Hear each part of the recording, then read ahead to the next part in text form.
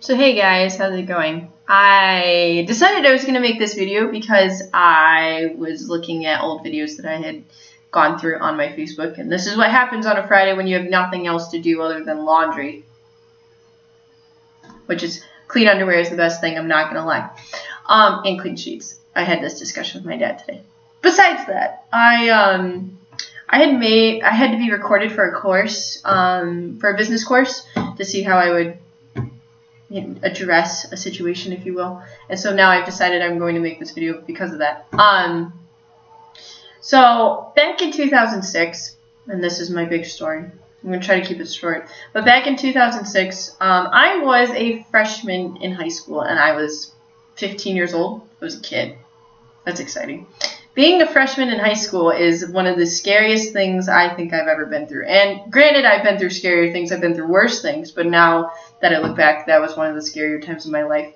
Not only was I getting into high school and didn't know anyone, I was, my mom had been diagnosed with a type of leukemia called chronic myelogenous leukemia, which they can cure with a bone marrow transplant, which is revolutionizing the medical field and the medical world, which is really fascinating to me. But I was not a normal kid in high school. I mean, I was made fun of like any other normal high school kid, except no one really knew what was going on with me. I would walk into class after a long night of studying, after I took my mom to the hospital and stayed.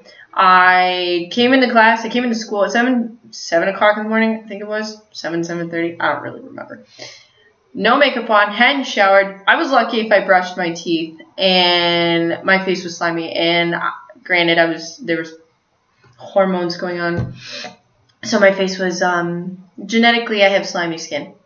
Sorry, which I've now taken care of, so that's not an issue. But I did that on and off for about 4 years.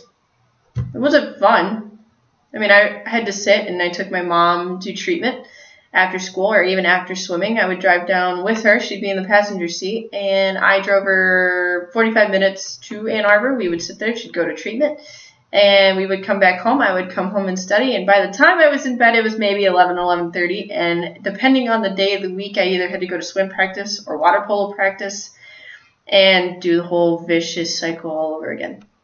Now, when I was a sophomore in high school, I was having treatment, or going to treatment with my mom, and sat across from her and had to write a paper on a career, which I think we all did at some point in our lives.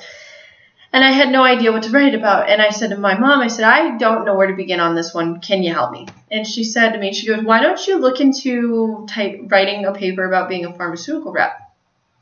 Okay. She goes, you would make a great pharmaceutical rep. You're really good with people. And you're learning the way drugs work with the human body because you're sitting here looking and seeing it through not only me, but other patients. It's like, okay, sure. And over the years, and even that day, I researched it, and I found I really thought it was cool. My grandmother was a pharmacist and went to pharmacy school at Purdue. And so it somewhat runs in the family. Somewhat. And then in September of 2010, my mom had caught pneumonia in the hospital and had passed away. And to this day, since then, that dream has been very real for me. And I have not stopped running with it. And here's the thing. Here's to the people who had told me, and I'll never forget the people who thought this was such a terrible idea, that, oh, it's not very lucrative. I don't need it to be lucrative by your standards. I need it to be lucrative by my standards, and they already are. But that's my basis of where I want to start as a career. And I think it'd be very cool because there's such a big story behind it. And I remember seeing my mom in pain on and off throughout the years. That's not fun. No one should be in that kind of pain ever. You know, in that physical amount of pain, it's terrible to watch. And, I mean, granted, she's no longer with us, and it's sad. It's very heartbreaking. I mean, I deal with it constantly on a day-to-day basis. But my goal in life is I want to help people get better, physically, in any way I possibly can. And there's a reason that I do my best I can, depending on my day. to hit the gym every single morning, or take my vitamins, eat well, drink plenty of water. It's like the basics of it all. If I can't take care of myself, I can't do what I want to love, and that's what I'm doing every single day.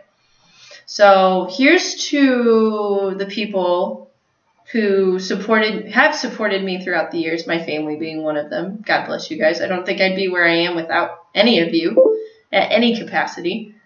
My friends for sure who have carried me throughout the years. I mean, you know what? I have run to my friends to go stay places. I've run to my friends to sit and have a drink and talk about what the heck is going on and what's going on with them. So here's to them. And here's to the random people who came up to me and said, you're doing a good job. I didn't know them from Adam. Okay? Didn't know them from Adam. And they said, you're going somewhere. You're going to do big things and keep it up.